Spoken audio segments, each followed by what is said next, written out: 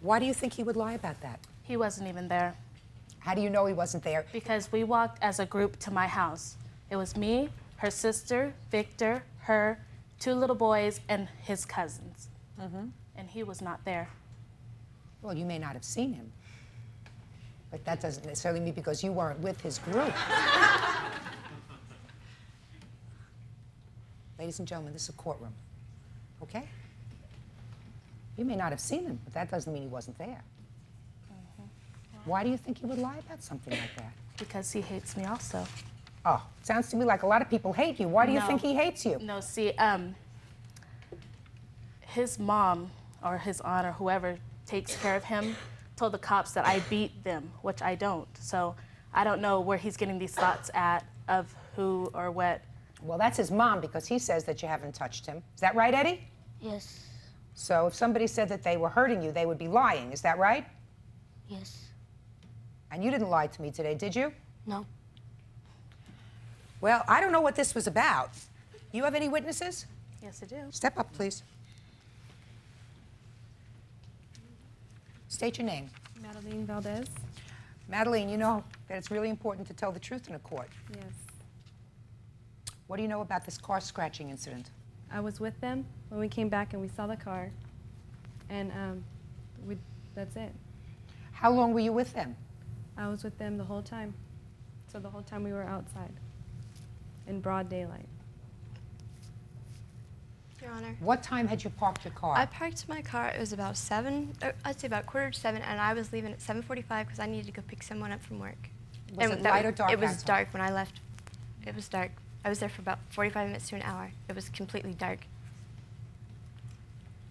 She says it was dark. It was broad daylight when we saw it.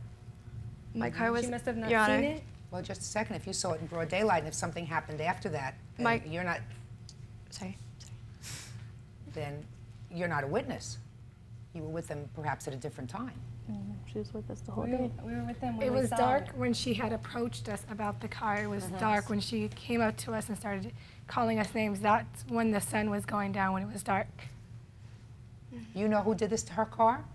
Many people are after her. I don't know. Why would many people be after her? Because of what she said to my family, my friends. Why would this young boy be after you? This little boy is nothing to me. He was coached. It says on the police report that the little boy was coached with his cousin. Where's that police report? Your Honor, there was no police report taken at the time because his grandmother didn't want him being a witness because they were afraid, you know, they were going to start hitting on him. When I got there, it was dark. I wasn't there any earlier that day. Okay, now what is this $2,000 damage for? Well, what it is I've got the estimate. It's about almost $1,600. How old is this car? It's a 95, and the guy told me that they were going to need it for at least a week. Because Well, from a week and a half, we went down to a week. Well, a week and a half. I don't know exactly. That's what he told me was a week. All right, it's $1,529 is the estimate that you got for painting this car. This court is charged with trying to evaluate the credibility of witnesses. And what we have to do when we're evaluating the credibility of witnesses, we have to look and see, one of the things we look to is to see whether the witnesses are related to each other, what motive they would have to lie. There is no question that her car was damaged. I see that here. There is no question that somebody other than she damaged the car. Somebody wrote these things, keyed her car. And I have what I believe a very credible witness who is not related to anyone who says that he saw you 2 ladies damage this car. Now, according to you, she doesn't like you because she's a racist.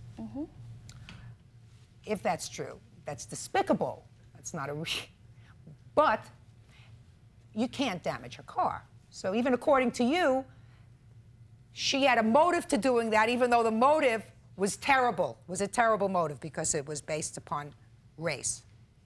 The question is, do I believe that you 2 ladies did this damage?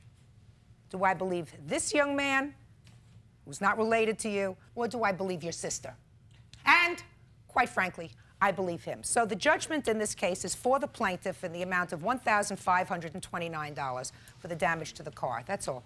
Parties are excused.